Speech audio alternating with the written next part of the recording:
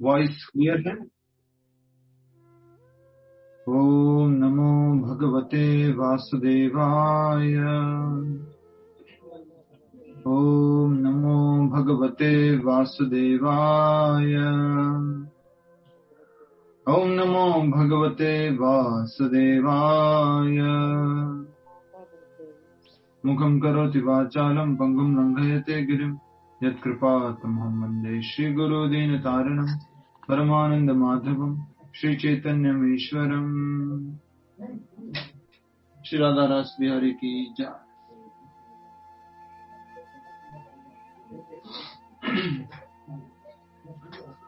मेरा रिचुअल है तो मैं पूरा कर लेता हूँ। जैसे कोई भी काम करते हैं, दुकान खोलते हैं, कुछ करते थे, रिचुअल होता है। कृपया करके सभी लोग अपनी अपनी भगवद गीता लेके बैठे, अपनी नोटबुक लेके बैठे और वीडियो ऑन करके बैठे, ध्यान से सुनने का प्रयास करें, प्रश्न पूछे और उसमें भाग ले अच्छे से। तो रिचुअल मेरा पूर्ण होता है। आप लोग पालन करना चाहे तो कर सकते हैं, जैसी आपकी इच्छा है। श्रीमद् भगवद गीता अध्याय 6 ध्यान योग श्लोक संख्या 5। प्रभु जी 7। प्रभु जी 7। ओके ओके ठीक, मुझे लगा 5 चल रहा है। तो श्लोक संख्या 7। बाकी लोग भी ध्यान दीजिए, जब भी बोला जा रहा है ना, मैंने 5 बोल दिया तो एकदम से आपको बोलना चाहिए कि 5 नहीं है, आज 7वां कर रहे हैं। 5वां तो हो गया है, 6ठा भी हो गया है, आज 7वां कर रहे हैं। तुरंत आपको अटेंशन है तो आप कर पाएंगे ऐसा। श्लोक दोहराएंगे। श्लोक संख्या 7।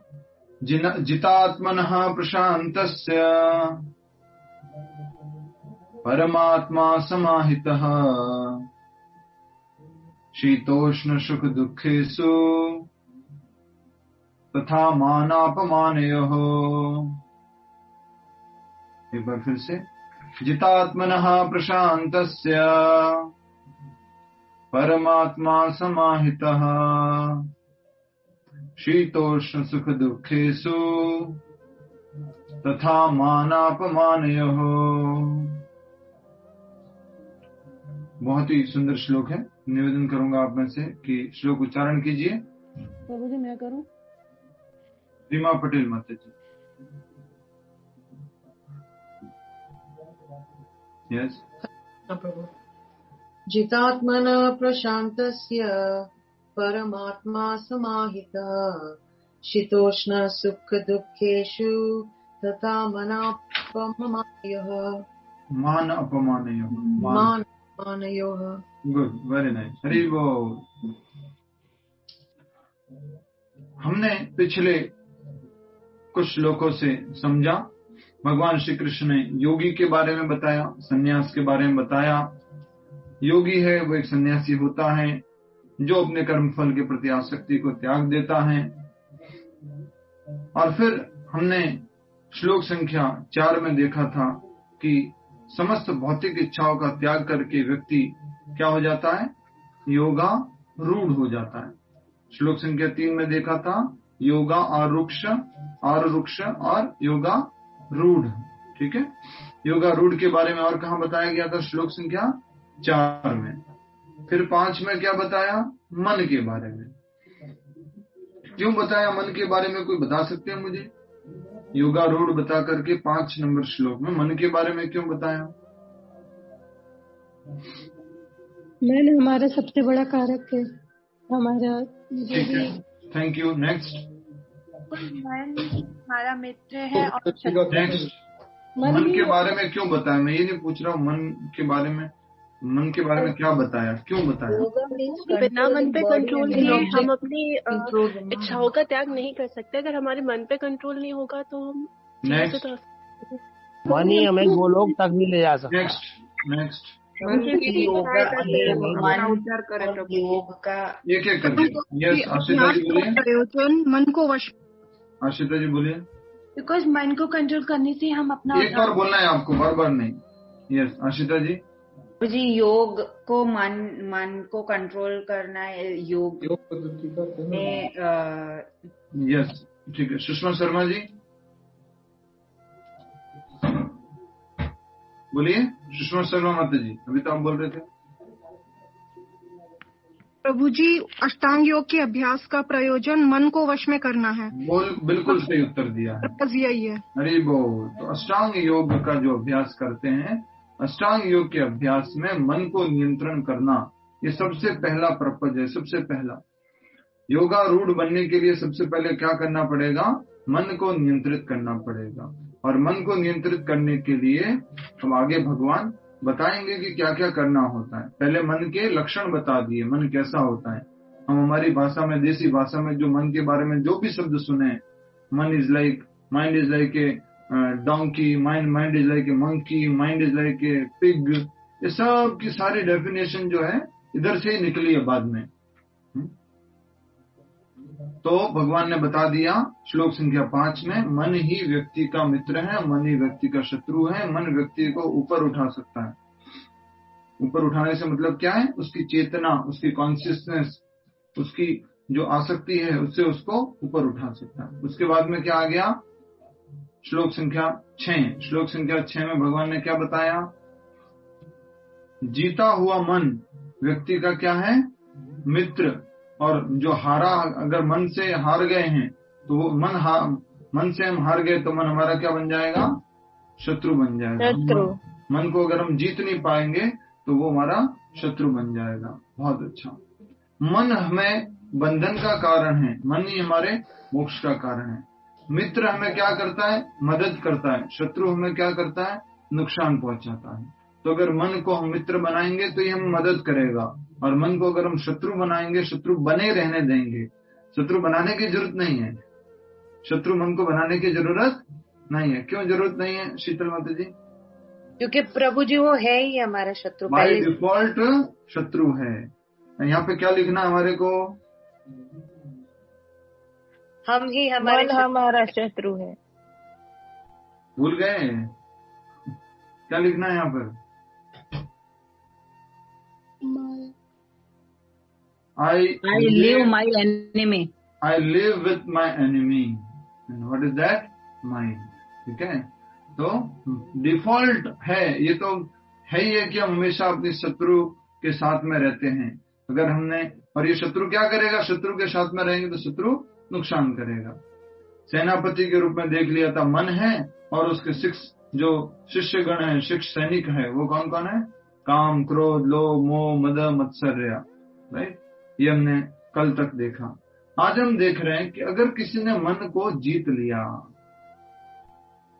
यहाँ पर श्लोक की शुरुआत इसी तरह होती है, जितात मनः, जितात मनः, जिसने मन को जीत लिया है। दुनिया में हर कोई व्यक्ति जीतना चाहता है। यस और नो? कोई आर्ग्यूमेंट है तो मैं जीतना चाहता हूँ, कोई कंपटीशन है तो मैं जीतना चाहता हूँ, कुछ दिखने का है तो मैं उसमें जीतना चाहता हूँ, कुछ बोलने का है उसमें मैं जीतना चाहता हूँ, कुछ दिखने और भी कुछ है उसमें, सब में जीतने का, नंबर 1 आने का, हम सब ने ऐसा कुछ मन में हमारे लगा हुआ है, जीतना है। हमें सबसे पहले किसको जीतना चाहिए? हमें मन को जीतना चाहिए। इसलिए बोलते हैं मन के हारे हार हैं। मन अगर हार गया तो हार गए, मन के जीते जीत। अगर मन को जीत लिया तो जीत है। तो सबसे पहले हमें जो जीत प्राप्त करनी है, हमें जो विजय प्राप्त करनी है, वो किसके ऊपर प्राप्त करनी है? हमारे खुद के मन के ऊपर। वही भगवान आज के श्लोक में कहने वाले हैं। बेनिफिट क्या है इस मन को नियंत्रित करने के, और लक्षण क्या है जिसने मन को नियंत्रित कर दिया है? 2 बातें। क्या क्या लाभ क्या है मन को नियंत्रित करने के, और लक्षण क्या है जिसने मन को नियंत्रित कर दिया? क्या लक्षण है कि मन उसका नियंत्रित है? वो लक्षण भी हम आज देखेंगे। शब्दार्थ हमारे पीछे साथ साथ पढ़िए शब्दार्थों को। जो शब्द रहेगा आज के श्लोक का वो यही है, जितात्मनः प्रशांतस्य, या जितात्मनः, इतना सा शब्द ले सकते हैं।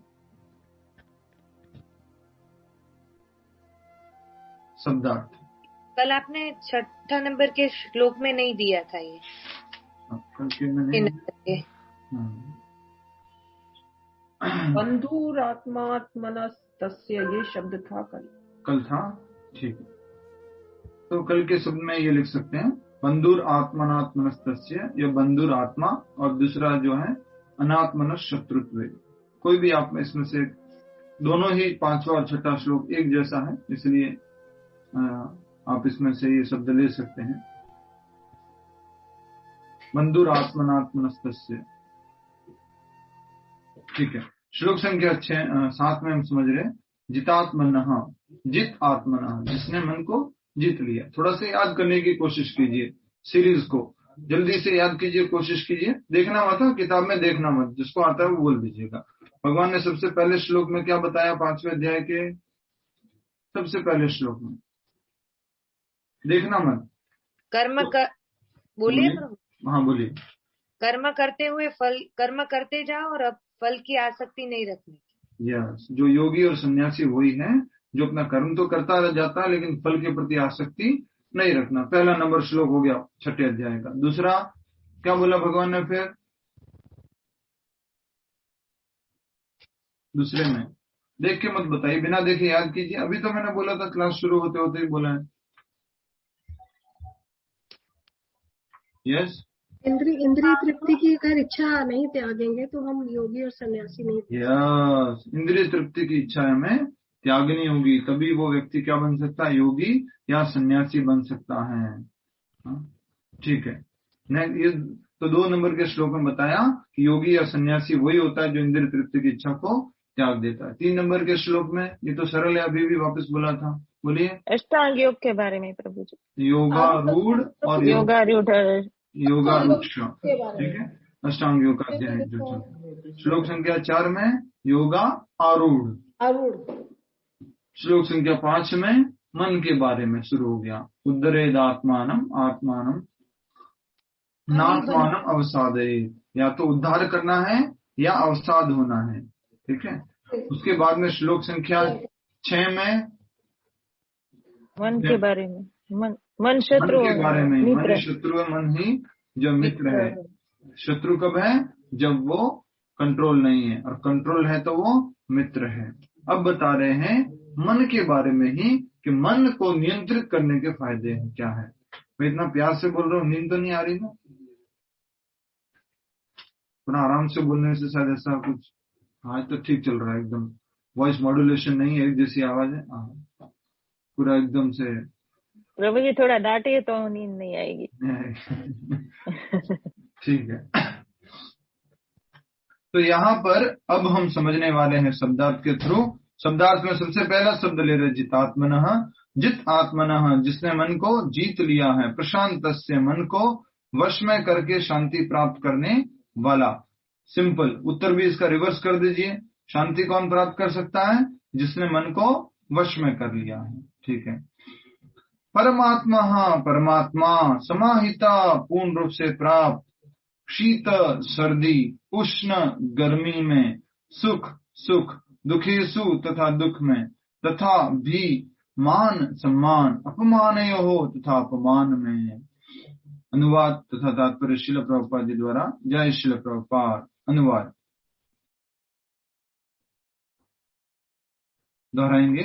जिसने मन को जीत लिया है उसने पहले ही परमात्मा को प्राप्त कर लिया है, क्योंकि उसने शांति प्राप्त कर ली है। ऐसे पुरुष के लिए सुख दुख, सर्दी गर्मी तथा मान अपमान एक से हैं। ठीक है। वापस से समझ में आया आपको कुछ की नहीं आया? क्या एक तो क्या बताया जा रहा है? बेनिफिट, फायदा क्या है मन को कंट्रोल करने का। दूसरा क्या बताया जा रहा है? लक्षण, क्या लक्षण है जिसका मन कंट्रोल है। तो फायदा तो क्या है? आज का टाइटल क्या था, कौन बताएगा? मन को जीता तो परमात्मा को प्राप्त किया। यस, मन को जीता तो परमात्मा प्राप्त किया, परमात्मा को प्राप्त कर लिया। तो यही बात कही जा रही है, मन को जीतते ही परमात्मा प्राप्त कर सकते हैं। अब थोड़ा सा समझने का प्रयास कीजिए, परमात्मा प्राप्त करने से मतलब क्या है। पहले तो हम अष्टांग योग का इसका जो चैप्टर है जिसके लिए बोला गया है उस रूप में समझेंगे। अष्टांग योगी का लक्ष्य क्या होता है? आशिता खैनी जी जो वीडियो ऑन करके बैठेंगे ना, मैं उनसे पूछूंगा। परमात्मा को प्राप्त परमात्मा रूप में भगवान को, परमात्मा का दर्शन करना, कहाँ पर? हृदय के अंदर परमात्मा का दर्शन करना, ये योगी का लक्ष्य होता है। अब अगर कोई योगी अपने मन को जीत लिया है तो वो परमात्मा तक ऑलरेडी पहुंच चुका है। उसका कहने का मतलब क्या है, जल्दी से याद कीजिए। एक तो फिजिकल मीनिंग क्या है? सबसे नीचे क्या होता है? पदार्थ। याद कीजिए, सबसे नीचे पदार्थ, उसके ऊपर बोलते जाइए इंद्रिया, उसके ऊपर मन, उसके ऊपर बुद्धि, उसके ऊपर आत्मा।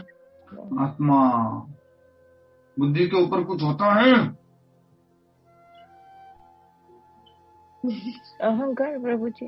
हाँ, अहंकार, फॉल्स ईगो, झूठा अहंकार। तो पदार्थ, इंद्रिया, मन, बुद्धि और अहंकार।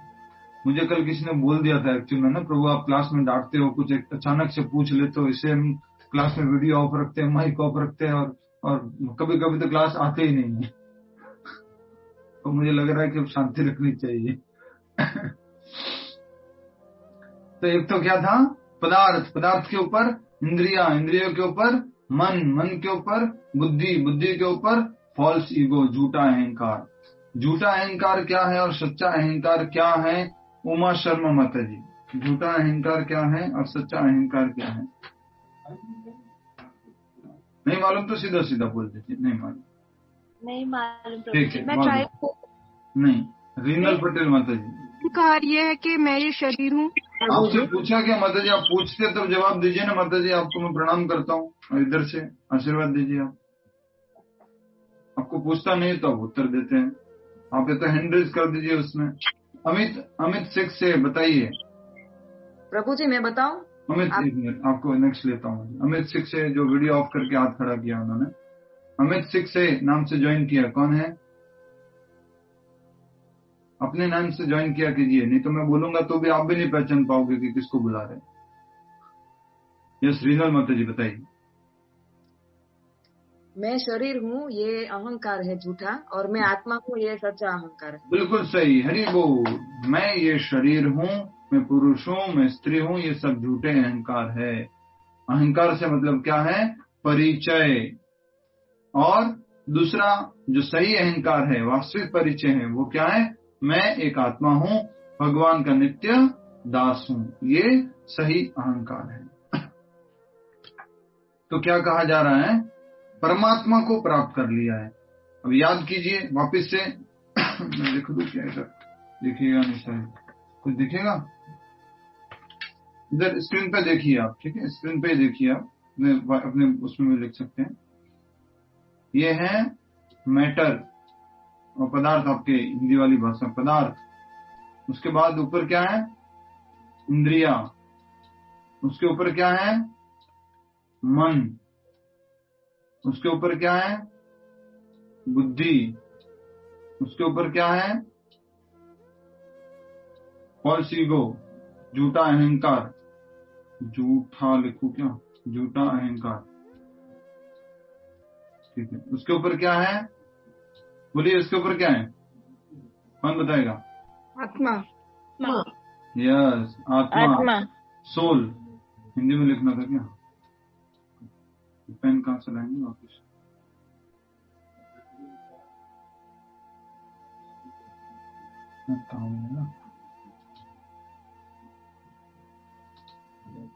So that plain line is pen. This plain line is pen. ये ट्राई कीजिए। हाँ ठीक है, पर ये तो वो डंडा है। ठीक है, कोई बात नहीं। ये क्या हो गया? आत्मा। ये वाला आत्मा है, ये वाली। और उसके बाद में क्या है? लास्ट में बोलिए। परमात्मा। यस, ये तो हो गया आत्मा और ये हो गए परमात्मा। ठीक है। अब सोचिए, अगर किसी व्यक्ति ने किसको कंट्रोल कर दिया है? किसको कंट्रोल कर लिया? बोलिए। मन को। तो अभी क्या है? ये बुद्धि भी मन के अंडर में काम कर रही है। अभी बुद्धि भी किसके अंडर में है? मन के अंडर में है। जैसे ही किसी व्यक्ति ने मन को कंट्रोल कर दिया और ऑटोमेटिकली फिर उसके नीचे क्या हो गया है, अहंकार, वो भी क्या हो जाएगा, कंट्रोल। और उसके बाद में वो सीधा आत्मा, खुद को आत्म साक्षात्कार कर पाएगा और साथ ही साथ किसको देख पाएगा। आत्म साक्षात्कार का मतलब परमात्मा को देख पाएगा। कुछ समझ में आया? परमात्मा को प्राप्त करने से क्या मतलब है, अब समझ में आया थोड़ा सा? हरे कृष्णा, समझ में आया कुछ? यस हो तो मैं जवाब दे दीजिए सीधा, ये यस है और ये नो है। फर्स्ट यस, नहीं आया तो फिर पूछ लेना। नहीं आया, अच्छा माता जी कैसे बताऊं मैं आपको? ठीक है, देखिए ये है पदार्थ, ये है इंद्रिया, ये है मन, ये है बुद्धि, ये है झूठा अहंकार, ये है आत्मा, ये है परमात्मा। तो अष्टांग योगी है, उसको किसको कंट्रोल करना होता है, मन को। और अभी जो मन इतना ज्यादा अनकंट्रोल है और इतना ज्यादा ताकतवर है कि बुद्धि भी इसके अंडर में है। अभी बुद्धि को भी वो अपनी सेवा में लगा रखता है। इंद्रिय भोग करना है तो बुद्धि उसके लिए काम करती रहती है। तो अभी बुद्धि भी उसके अंडर में है और ये झूठा अहंकार भी उसके अंडर में। कैसे? यही तो सब कुछ कह सकते हैं एक प्रकार से। सारी बातें जो है कि मैं शरीर हूँ, शरीर से संबंधित बातें सब कहाँ से आएगी, झूठे अहंकार की वजह से।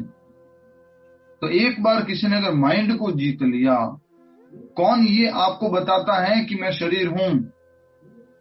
झूठा अहंकार, झूठा अहंकार परिचय करवाता है। पर ये कंफर्म किसके अंदर है, मन के अंदर है। तो ये मन को अगर हम क्या कर देंगे, विजय कर लेंगे, तो हम आत्मा का साक्षात्कार हो चुका है। आत्मा साक्षात्कार होते ही किसका साक्षात्कार होता है, परमात्मा। दोनों साथ साथ में, आत्मा को जान लिया है तो परमात्मा को भी जान लिया है। ठीक है, समझ में आया? पदार्थ का मतलब क्या प्रभु जी? पदार्थ ये है वो पृथ्वी, जल, अग्नि, वायु, आकाश। अच्छा, हाँ। और ये सारे पंच तत्व, टेबल, वाटर बोतल, लैपटॉप, ये सब, किताब, कुर्सी, ये पदार्थ। हमारा शरीर भी पंच तत्वों का बना हुआ है, लेकिन ये पदार्थ के रूप में इसको हम ज्यादा बोल रहे हैं।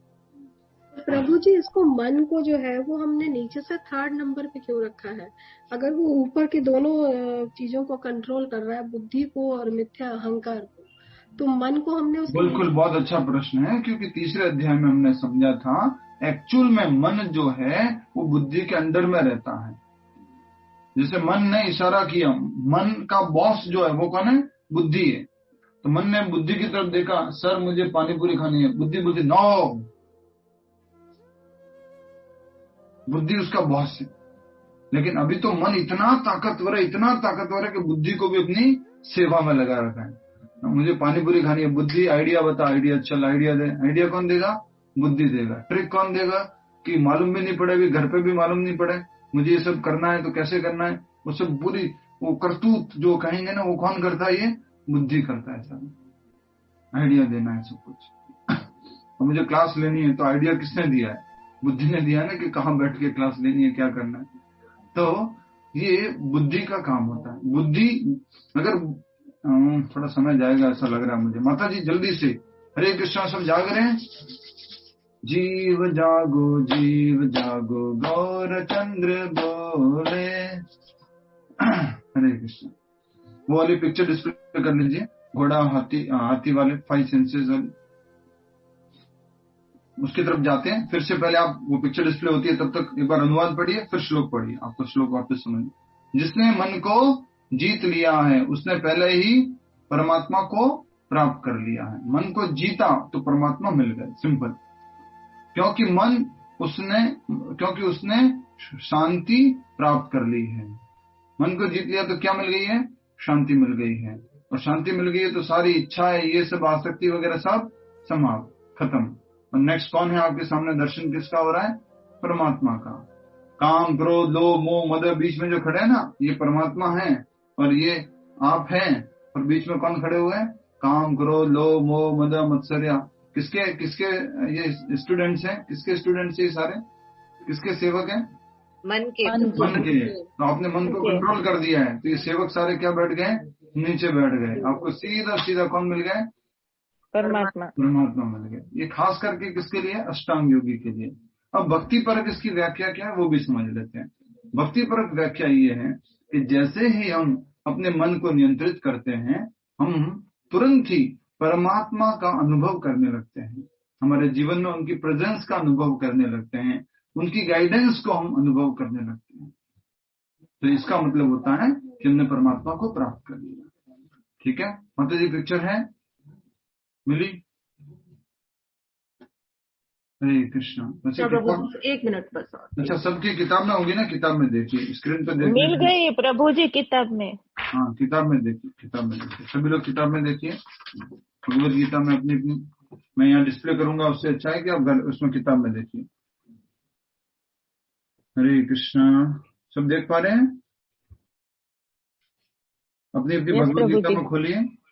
हाँ, खोला है। अभी किसी को पर्सनली पूछूंगा ना तो एकदम से जागेगा, किताब कहाँ रखी हुई? सॉरी, आप पेज नंबर बता दीजिए प्रभु जी। पेज नंबर बिगनिंग में पिक्चर्स देखिए, पिक्चर्स आपको हाई क्वालिटी पिक्चर्स मिलेगी, तो पिक्चर्स में आपको दिख जाएगा। फ्लिप करते जाइए, 1 2 3 पीछे आगे, उसके पीछे मिल जाएगा आपको। प्रभुपाद की फोटो के बाद तुरंत है। चौथी फोटो है प्रभुपाद जी और गुरु परंपरा, पंचतत्व मिल गया ना? ठीक है। धृतराष्ट्र और संजय, उसके बाद में आत्मा का जो उपस्थिति है और शरीर बदलता रहता है वो, उसके बाद में जो है वो जो है 5 घोड़ों वाला पिक्चर है। मिल गया ना आपको? हरे कृष्णा। ठीक है, इसमें कौन है पदार्थ, कौन है बोलेंगे तो ये धरती है। ठीक है, ये 5 घोड़ों और ये रथ को किससे कंपेयर किया गया है? इंद्रिय। श्रुति कतियार जी, 5 घोड़ों वाले इस रथ को किससे कंपेयर किया गया है? इंद्रिय प्रभु। 5 घोड़ों वाले रथ को किससे कंपेयर किया गया है? शरीर से, अपने शरीर से। सिंपल, अपने शरीर से। इसमें इस रथ में ये 5 घोड़े क्या है? इंद्रिया। मन किधर है? रस्सी जो है, लगाम जो है वो लगाम। हाँ। ठीक है, उसके बाद ये बुद्धि किधर है? सारथी बुद्धि है। ठीक है, उसके बाद ये आत्मा किधर है? आत्मा है ना पीछे। आत्मा रथी है प्रभु जी। यस, रथी, रथ के ऊपर जो बैठा है। बिल्कुल सही। बाकी सब लोगों को समझ में आया कि नहीं आया है? जी प्रभु जी। बाकी जी आपको तो जी आ गया है जी, बाकी जी का बात कर रहा हूँ जी मैं। बाकी लोगों, रीना माता जी कुछ? गुजराती में एक फोटो ही नहीं है। थोड़ा थोड़ा समझ में आया है। थोड़ा थोड़ा समझ में आया है। अच्छा अच्छा। प्रभु जी घोड़े का कलर अलग अलग है ना, क्यों? क्या प्रश्न पूछते हैं माता जी आपको? रस्सी का क्या बताया प्रभु जी? रस्सी अभी आगे बताता हूँ, सबको बताता हूँ, ध्यान से आप सुनिएगा। ठीक है, रस्सी का मन है। मन है। जी जी जी, ममता पटेल माता जी आज बॉम्बे में नहीं है इसलिए बोल रहे हैं आप ना। प्रभु जी गुजराती गीता में ये फोटो नहीं है तो थोड़ा हाईलाइट करिए ना। हाँ प्रभु जी, गुजराती वाली गीता में नहीं है। ठीक है, मैंने पिक्चर डिस्प्ले कर दिया है प्रभु। ठीक है, आप सभी लोग देख पा रहे हैं अपनी स्क्रीन पे? गुजराती में। अरे गुजराती में भी है, किसी की किताब में है? ठीक, पीछे की तरफ होगा कि पीछे आगे पीछे कहीं पर होंगे, कुछ पिक्चर्स आगे कुछ पीछे है, ऐसा भी है। यहाँ स्क्रीन पे देख पा रहे हैं? यस और नो? फास्ट, अभी टाइम दिया इसमें। ठीक है, थोड़ा बड़ा कर दीजिए माता जी इसको, थोड़ा सा पिंच जूम कर दीजिए। यस, मेरा माउस तो नहीं दिखेगा माता जी, आपका माउस दिखाइए।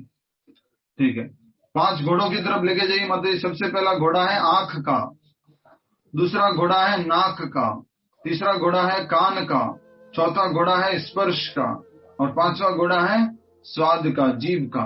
ये 5 घोड़े किसको दर्शाते हैं? शरीर रूपी रथ में इंद्रियों को, शरीर रूपी रथ में इंद्रियों को। ये 5 घोड़े इंद्रियां हैं, इंद्रियों को दर्शाते हैं। आप ये मत सोचना ये घोड़े इंद्रियां हैं।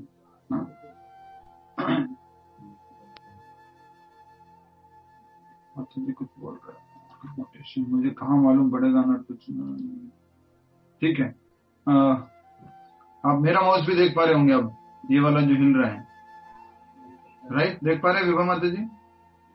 प्रभु जी हरे कृष्णा। नहीं प्रभु, मुझे ये वाला हाँ दिख रहा है प्रभु। आपका नाम आ रहा है उसमें माउस, तो क्या आपका नेम से दिखेगा वो आपके? ठीक है। ये है एक इंद्री, ये है दूसरी इंद्री, ये तीसरी इंद्री, ये चौथी इंद्री और पांचवी इंद्री। अलग अलग कलर से इसलिए दिखाया है क्योंकि अलग अलग इंद्रियां हैं, इसलिए एक इंद्रिय नहीं है ये, इसलिए अलग अलग कलर से दिखाया है। और ये 5 घोड़े हैं और 5 घोड़ों को किससे बांध के रखा है? ये क्या है? मन रूपी रस्सी, लगाम है। ठीक है, लगाम रस्सी, इसको क्या बोलते हैं? मन। ठीक है। और ये कौन है? सारथी क्या है? बुद्धि। ठीक है। और ये कौन है? क्या कैसी स्थिति है इसकी? डरी हुई है। क्यों डरी हुई है, कौन बताएगा? उसके ऊपर इंद्रिय रूपी वो उसका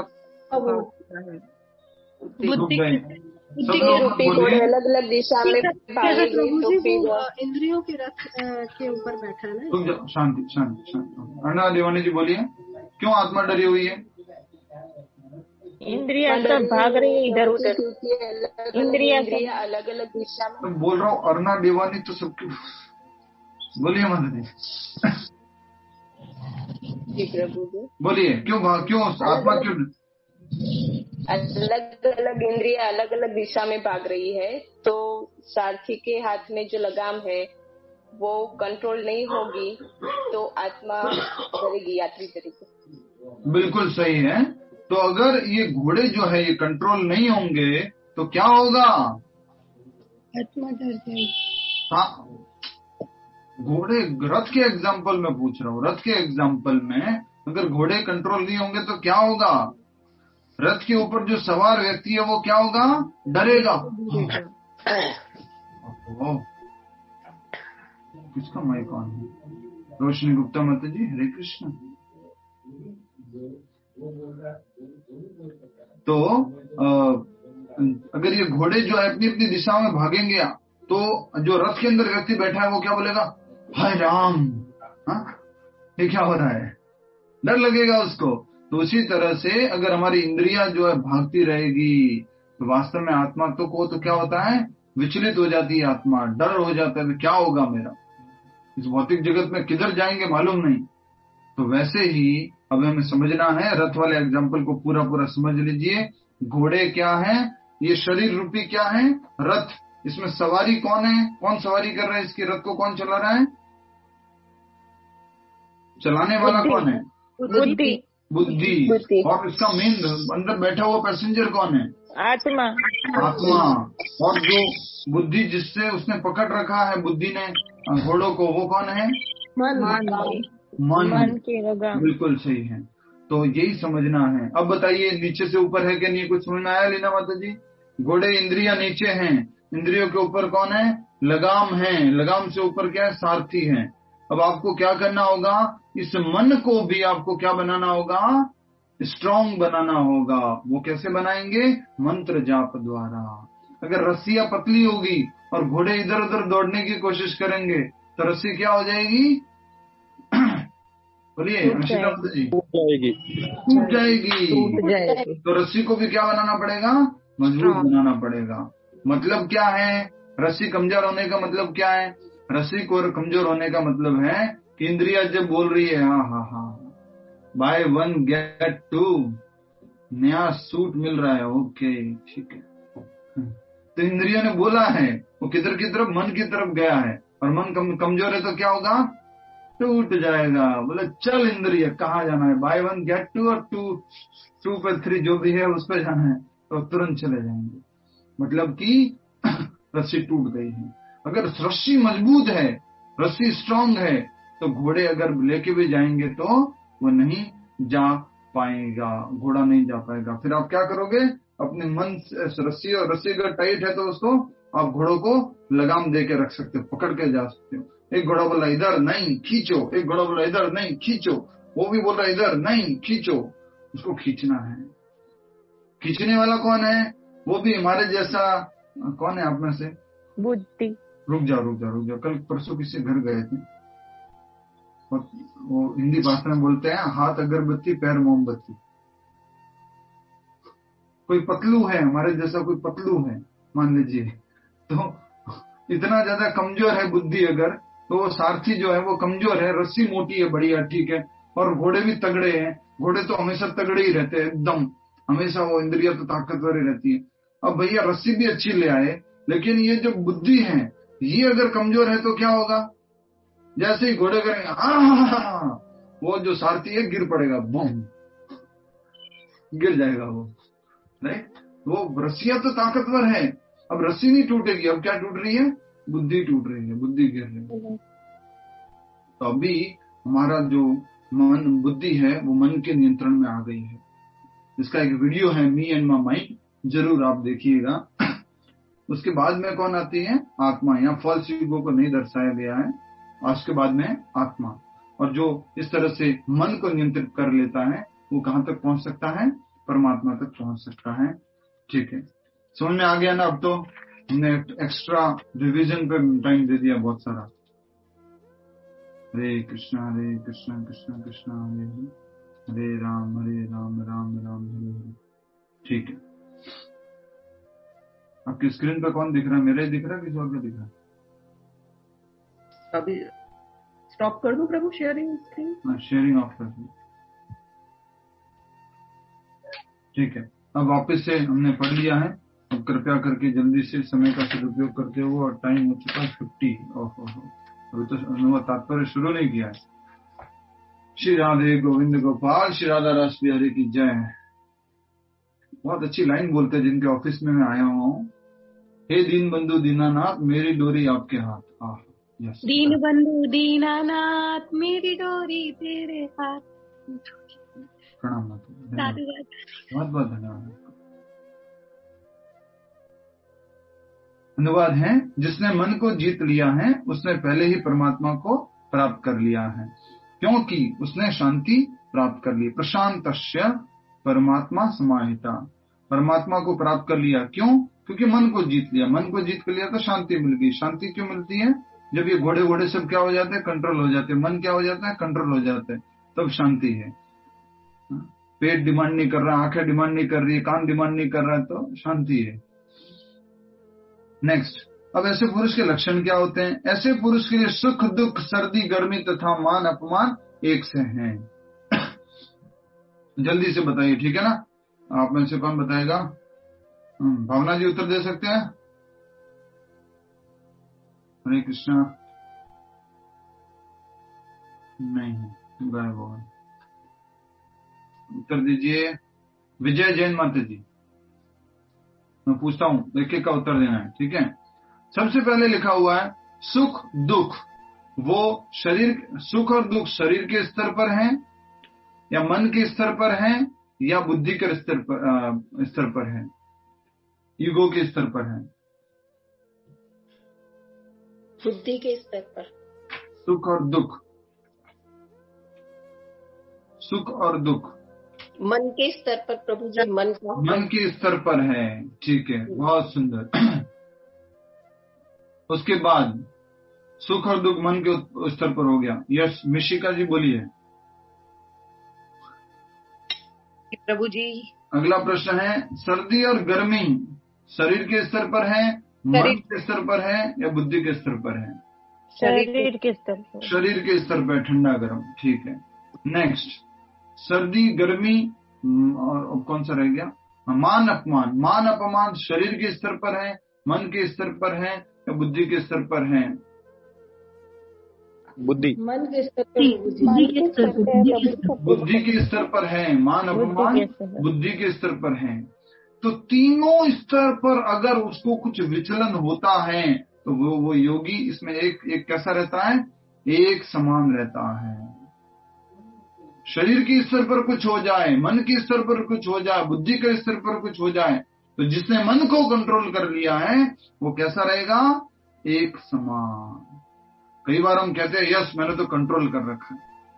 शरीर के स्तर पर कोई कुछ बोल देता है, कुछ हो जाता है तो कंट्रोल कर लेते, टॉलरेट। किसी और का तो कुछ है नहीं, समझ आ रहा है? सर्दी होगी तो टॉलरेट कर दिया, यस टॉलरेट कर रहा हूं। दूसरा, अगर मन के स्तर पर, उसी व्यक्ति का मन के स्तर पर कुछ बोल दिया तो वो शायद कंट्रोल नहीं कर पाता, एक समान नहीं रह पाता। वही व्यक्ति जो सर्दी गर्मी को एक जैसा रह रहा है। अब जल्दी से बताइए, सर्दी गर्मी, सुख दुख, मान अपमान में एक से रहने से क्या मतलब है? जल्दी से, एक से रहने से क्या मतलब है? संभाव प्रभु जी, संभाव मन को टेम्पररी। एक बार में एक ही उत्तर देना है, ठीक है? क्या मतलब है? विचलित नहीं होना। किससे विचलित नहीं होना? सुख दुख सर्दी गर्मी इंद्रिय निग्रह, मन को जीतने के बाद। इसका मतलब ये होता है क्या, सुख दुख हो या सर्दी गर्मी हो, सर्दी आ रही है तो स्वेटर मत पहनो, गर्मी आ रही है तो जो है पंखा मत चलाओ, एसी मत चलाओ, ये मतलब है क्या इसका? सहन करो, बस सर्दी को सहन करो, मन को जीतना, एक जैसे रहो इसमें, मन को कंट्रोल करना, मन को जीतना। इसका उद्देश्य ये है कि आपकी भगवान की सेवा नहीं, परमात्मा की सेवा नहीं छूटनी है। सर्दी हो या गर्मी हो, सुख हो या दुख हो, या मान हो या अपमान हो, आपकी भगवान की सेवा नहीं चूकनी चाहिए, ये इसका अर्थ है, ठीक है? हरे कृष्ण। अब हम तात्पर्य की तरफ जाते हैं। सारी की सारे बातें तो क्लियर कर ली है, अब तात्पर्य समझ में आ जाना चाहिए। हमने तो आज सोचा था 2 श्लोक करेंगे, सब लोग एक्सपर्ट हो गए। वो रथ वाला एग्जाम्पल तो सबको याद है, घोड़े और मन तो बुद्धि तो, ठीक है, कोई बात नहीं। तात्पर्य, वस्तुतः प्रत्येक जीव उस भगवान की आज्ञा का पालन करने के निमित्त आया है जो जन जन के हृदयों में परमात्मा रूप में स्थित है। परमात्मा कहाँ स्थित है? हृदय में, हृदय में, सबके हृदय में, सबके हृदय में, बिल्कुल सही दिया। पर कौन कौन से जानवरों में होते हैं और कौन कौन से जानवरों में नहीं होते, ये प्रश्न है। सब में होते हैं, सब में सभी में होते हैं प्रभु जी। अच्छा,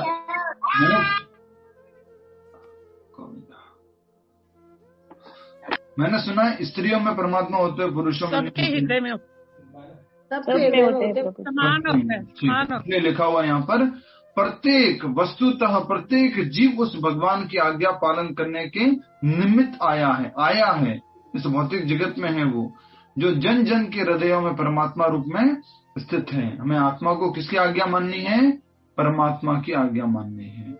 उनकी आज्ञा मानेंगे तब तो हम मुक्त हो जाएंगे, पर अभी तो उनकी आज्ञा सुनाई नहीं दे रही है।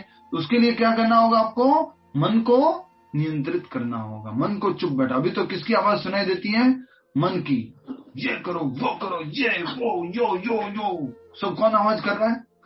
मन आवाज कर रहा है। इतना लाउड है मन के पीछे परमात्मा प्रेम से बोल रहे हैं, हे मेरे अंश, मेरी ओर देखो, मैं तुम्हें इस भौतिक जगत के बंधन से बाहर निकालूंगा।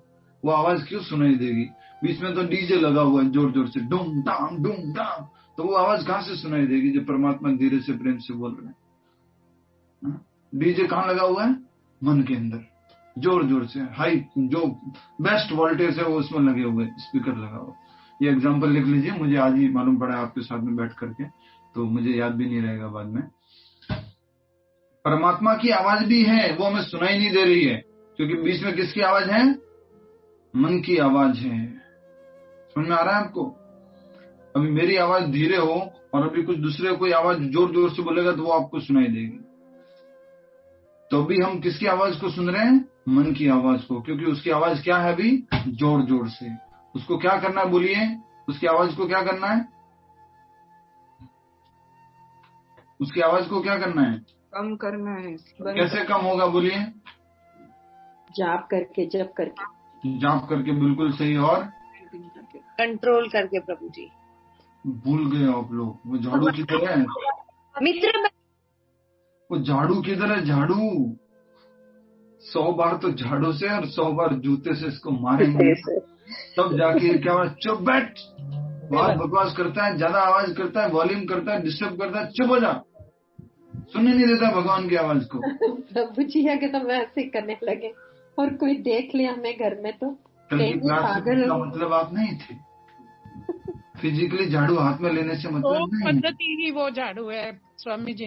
मन एक झाड़ू जो है वो सूक्ष्म झाड़ू, उसकी बात हो रही है, हैरी पुत्र वाले झाड़ू नहीं, ठीक है? तो ये मन को क्या करना है?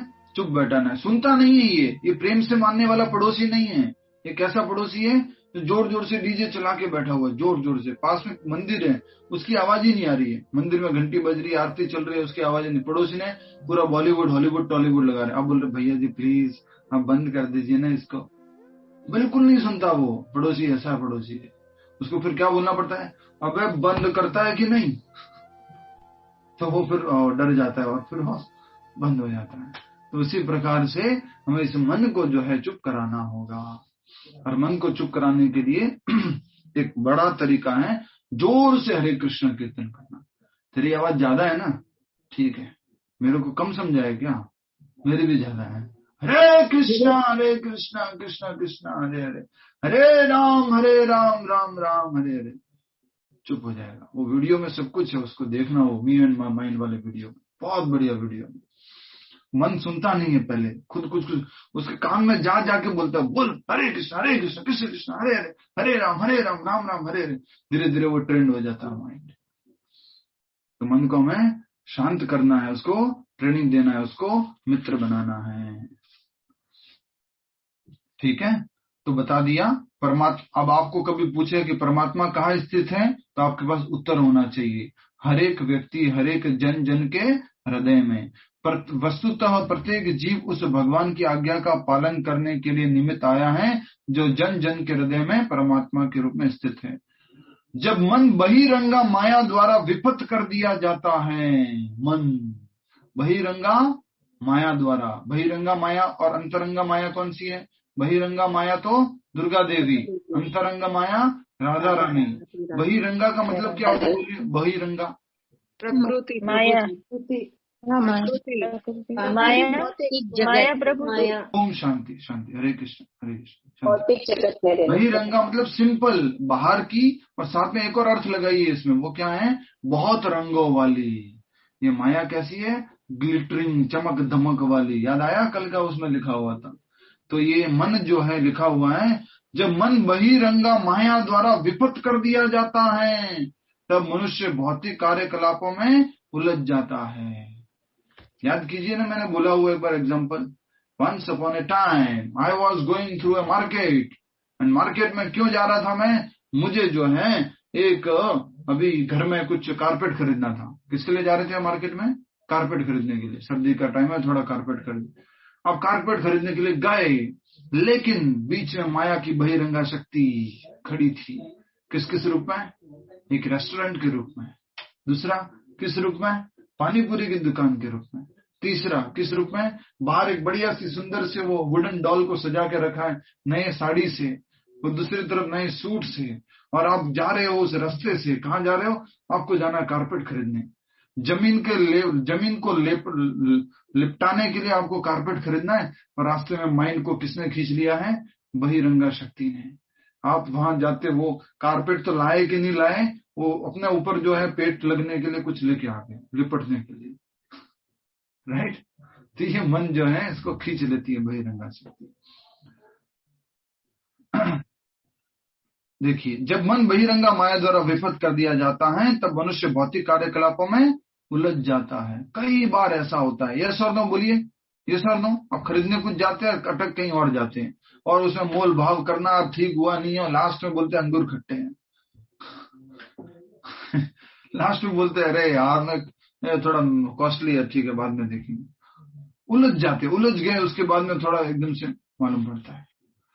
नेक्स्ट, अतः जो ही मन किसी योग पद्धति द्वारा वश में आ जाता है त्यों ही मनुष्य को लक्ष्य पर पहुंचा हुआ मान लिया जाना चाहिए। किसी भी योग पद्धति के द्वारा, मान लीजिए मार्केट में गए हुए, याद कीजिए वो पूरा पिक्चर, एकदम से कारपेट खरीदने गए, आसपास मार्केट है, एकदम से कोई आपने इच्छा हो गई पानी पूरी। किसकी इच्छा हो गई?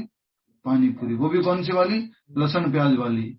और वहां पे ऐसे हमारी क्लास की लीडर विभा जैन माता जी जा रहे थे। ए हरि बोल, शीतल माता जी क्या कर रहे हो आप? हाँ मैं क्या, आप उस मोह से, उस कार्यकलाप से निकल गए, राइट? जैसे ही आप, जो ही मन किसी योग पद्धति के द्वारा, ये कौन सी थी? भक्ति योग पद्धति से, क्या कर रहे हो? वो माइंड था, शीतल माता जी माइंड है, और ये माता जी विभा माता जी योग पद्धति है। तुरंत उसको बोलो, माइंड इधर उधर जाता है ना चैंटिंग करते टाइम, तो क्या करना होता है? रूपा जी क्या बोलते हैं? चैंटिंग करते माइंड इधर उधर जाना है तो क्या करता है, क्या करना है?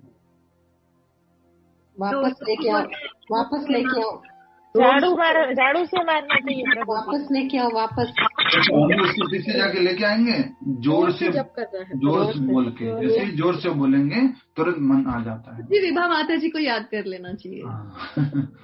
तो तुरंत एकदम से। तो इसलिए यहाँ पे ये कहा, जो ही मन किसी योग पद्धति द्वारा वश में आ जाता है। इसमें ये नहीं लिखा रहा है कि आ रहा है, योग पद्धति द्वारा मन वश में आ जाता है, पूरी तरह वश में आ गया। तो क्यों मन में वश में आ जाता, त्यों ही मनुष्य को लक्ष्य पर पहुंचा हुआ मान लिया जाना चाहिए, क्योंकि मन तो वश में आ चुका है। अब बीच में पानी पूरी की दुकान आएगी तो नो प्रॉब्लम, बीच में अब साड़ी की दुकान आएगी तो कोई प्रॉब्लम नहीं, अब कोई बीच में कुछ नई मूवी आएगी तो ये नहीं परवाह गिल्ला, इन तंद्रे का कोई प्रॉब्लम नहीं है, कोई कष्ट नहीं है। क्यों नहीं है? मन पर कंट्रोल हो गया, कंट्रोल है, वो किधर जाएगा ही नहीं, इधर उधर सीधा लक्ष्य तक जाएगा। सिंपल। मनुष्य को ये लिख लीजिए आप, ये वाला लाइन आपके प्रश्न में आएगा।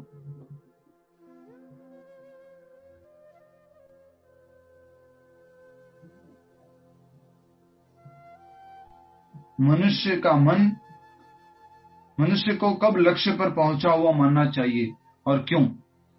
मनुष्य को कब लक्ष्य पर पहुंचा हुआ मानना चाहिए और क्यों? मनुष्य को कब लक्ष्य पर पहुंचा हुआ मानना चाहिए और क्यों? मनुष्य को कब लक्ष्य पर पहुंचा हुआ मानना चाहिए और क्यों? मनुष्य को कब लक्ष्य पर पहुंचा हुआ मानना चाहिए और क्यों? ठीक है, 6 बार रिपीट कर दिया, और एक बार चाहिए। मनुष्य को कब लक्ष्य पर पहुंचा हुआ मानना चाहिए और क्यों? उत्तर है जब उसने मन को नियंत्रित कर दिया है तब। जब उसने मन को नियंत्रित कर दिया है तब, जब मन उसके वश में आ जाता है तब। नेक्स्ट। जल्दी से ना, थोड़ा समय हो गया तो एक बात और जल्दी से पूछ लेता हूं मैं आपको, याद कीजिए। फिर गोविंद, अब कई बार जैसे कि 5 लोग रेस में खड़े हो जाते हैं, रेस के लिए खड़े हो गए, ठीक है, भागने के लिए, दौड़ने के लिए। तुरंत आप कौन क्या बोलता है? अरे ये तो पक्का जीतेगा, इसमें क्या बोलने का, क्या ये जीतेगा। क्यों बोलते हो? आपके ऊपर विश्वास है उसके ऊपर। क्यों? क्योंकि वो उस तरह से उस रेस में प्रैक्टिस किया हुआ है, या उस रेस के बारे में पूरा ज्ञान रखता है, तब आप उसको ऐसे बोल देते हो कि ये रेस तो जीतेगा। वैसे ही मन नियंत्रित हो गया तो फिक्स है, ये तो लक्ष्य तक पहुंचेगा ही। आपके 2 बेटे, एक तो पढ़ाई करता है और एक पढ़ाई नहीं करता है। आप एक के लिए साफ साफ बोलते हो, अरे प्रभु जी इसका मालूम नहीं क्या होगा। दूसरे का क्या बोले, अरे प्रभु जी इसका तो टेंशन नहीं ले लेती, तो खूब पढ़ता है अपनी मर्जी से, इसको ध्यान देने की जरूरत ही नहीं है। क्यों? क्योंकि आपको मालूम है वो पढ़ता है। तो उसी प्रकार से मन नियंत्रित है तो वो तो लक्ष्य तक पहुंचा हुआ मानिए। मनुष्य को भगवत आज्ञा का पालन करना चाहिए। अभी किसकी आज्ञा का पालन कर रहे, जल्दी से बोलिए। उसको मैंने क्या एक सिनोनिम में क्या दिया है मैंने, इस लैंग्वेज में, अपनी लैंग्वेज में क्या बोला मैंने? मन की आज्ञा का पालन करना। मन को क्या बोला अभी अपनी भाषा में? एक्रोनिम्स क्या बोलेंगे? एक्रोनिम्स, हाँ, क्या बोलते हैं उसको? क्या किया है, क्या बोला मैंने मन को अभी? वश में करना। 5 लोग रेस में भगवान। डीजे, अभी किसकी आवाज सुन रहे हैं? डीजे की आवाज सुन रहे हैं। डीजे कौन है? मन है। वो किसकी आवाज नहीं सुन रहे? परमात्मा की आवाज नहीं सुन रहे। इसलिए लिखा हुआ है मनुष्य को भगवत आज्ञा का पालन करना चाहिए। जब मनुष्य का मन परा प्रकृति में स्थिर हो जाता है तो जीवात्मा के समक्ष भगवत आज्ञा पालन करने के अतिरिक्त कोई विकल्प नहीं रह जाता। किसमें स्थित हो जाएगा? जब वो परा प्रकृति में, आध्यात्मिक स्थिति में, जब मन अभी किसमें है? भौतिक प्रकृति में है, तब जब वो परा प्रकृति में स्थित हो जाएगा, आध्यात्मिक प्रकृति में जब मन हो जाएगा, भगवान में जब स्थित हो जाएगा, जब कंट्रोल हो जाएगा, तो उसके पास कोई और ऑप्शन नहीं है। किसके अलावा? भगवान की सेवा के अलावा उसके पास कोई ऑप्शन नहीं है। ठीक है, अब इसका उल्टा बोलिए वृंदा कृष्ण माता जी, इसका अपोजिट बोलिए। जब मनुष्य का, हरे कृष्ण प्रभु जी, जब मनुष्य का मन अपरा प्रकृति में स्थिर होगा तो वो अपनी ही आज्ञा का पालन करेगा, अपने ही मन के हिसाब से चलेगा, मन की आज्ञा का पालन करता रहता है। ठीक है, नेक्स्ट वो हमने देख लिया। हाँ, आप पीछे लिखा हुआ था, आपने पढ़ा था ना, जैसे ज्यों ही मन जो है बहिरंगा शक्ति द्वारा, माया द्वारा आकर्षित कर लिया जाता है, भौतिक कार्यकलापों में बिजी हो जाते हैं। प्रभु जी एक बात समझ में नहीं आई, जो बाद में पहले पूरा कर लेता हूँ, याद रखना बात को। मन को किसी न किसी उच्च आदेश को मानकर उसका पालन करना होता है। तो अब आपका एक प्रश्न आता है कि मन को नियंत्रित कैसे करें, मन को कंट्रोल कैसे करें? तो उसका एक है उच्च आदेश का पालन करना। हमेशा एक्सेप्ट ए सुपीरियर अथॉरिटी, एक्सेप्ट ए गुरु, क्या बोलेंगे, एक्सेप्ट ए मेंटोर, एक्सेप्ट ए शिक्षा गुरु। एक गुरु को स्वीकार कीजिए, एक हायर अथॉरिटी को स्वीकार कीजिए, एक बॉस को स्वीकार कीजिए। तो मन को कंट्रोल करने का ये सबसे बड़ा तरीका है। मन को कंट्रोल करने के तरीके में लिखिए आप, methods of controlling mind, methods of controlling mind.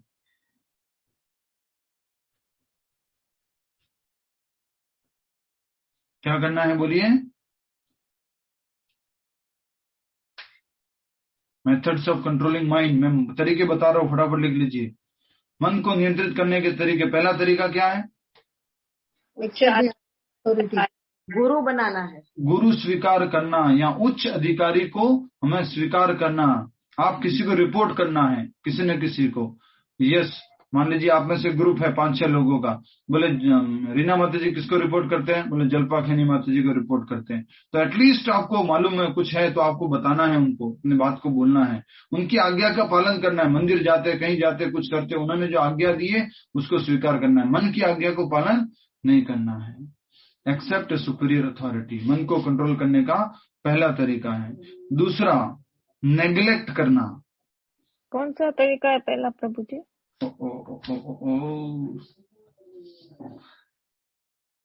उच्च आदेश को स्वीकार करना, अर्थात हायर अथॉरिटी को एक्सेप्ट करना, गुरु को या जो हमारे मेंटोर हैं, शिक्षा गुरु हैं, उनको स्वीकार करना, उनके आदेश का पालन करना, पहला तरीका। ठीक है मतलब समझ में आया?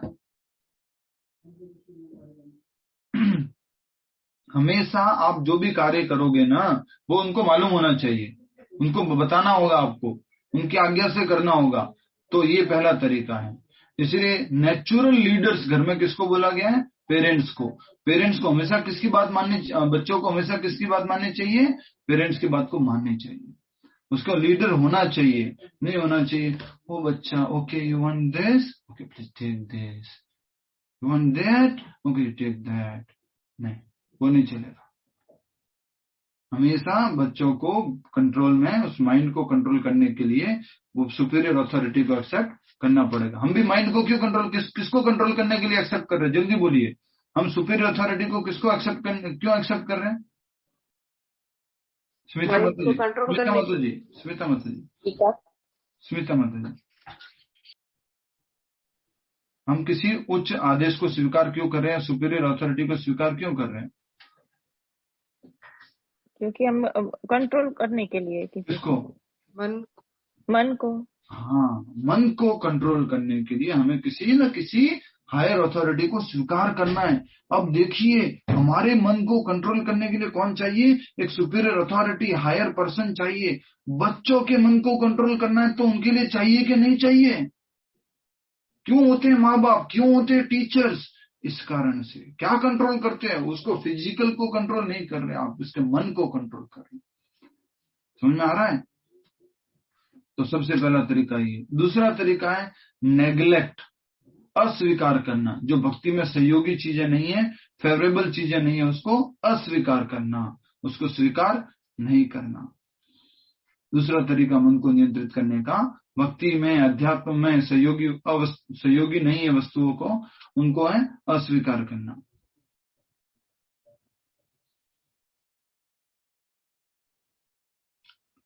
तीसरा तरीका सहन करना, टॉलरेट करना। तीसरा तरीका क्या करना? सहन करना, टॉलरेट करना। लिख रहे हैं आप ना? मैं इतनी मेहनत करके बोल रहा हूं तो थोड़ा तो ध्यान रखिएगा। ये आपके क्विज में प्रश्न आएगा, मन को नियंत्रित करने के तरीके बताइए। चौथा तरीका, अब तो ये तो सारा नेगेटिव हो गया, एक पॉजिटिव हो गया, बाकी पॉजिटिव क्या होंगे? मन को एंगेजमेंट देना। मन को एंगेजमेंट देना, नहीं तो खाली मन क्या होता है? Devils workshop. Empty mind is devils workshop. खाली मन तो कुछ न कुछ निकालता रहेगा। यस बोलिए अन्ना तिवारी जी। खाली मन शैतान का घर। यस वही, एम्प्टी माइंड डेविल्स वर्कशॉप। तो खाली मन शैतान का घर। तो हमें मन को क्या देना है? कुछ न कुछ एंगेजमेंट देना है, काम देना है। और वो काम क्या क्या है? चैंटिंग करना, रीडिंग करना, भगवान के बारे में चिंतन करना, अध्ययन करना, कुछ सामान लेके आना, श्रृंगार करना, ये सब मन को क्या देना है? पॉजिटिव एंगेजमेंट देना है। ठीक है, समझ में आ गया आपको मन को नियंत्रित करने के तरीके? और सबसे इंपॉर्टेंट एंगेजमेंट है, वो लिख लीजिए, टॉप मोस्ट तरीका वो है हरे कृष्ण महामंत्र का जप करना। जो एंगेजमेंट है उसी के अंदर है ये, चैंटिंग, रीडिंग, थिंकिंग, उसी के अंदर है। चैंटिंग क्या करेंगे? हरे कृष्ण का चैंटिंग करेंगे। स्टडी रीडिंग क्या करेंगे? भगवद गीता, भागवत का रीडिंग करेंगे।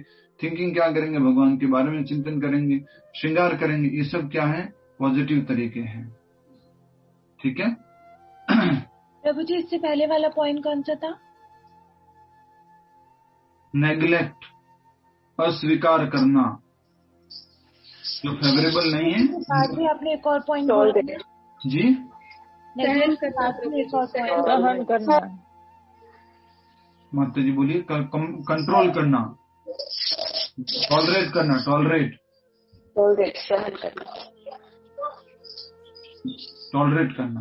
ठीक है, खाली लिखने के लिए मत लिखिएगा प्लीज। हाँ, नोट्स बनाने होते हैं, समझना है इनको थोड़ा सा।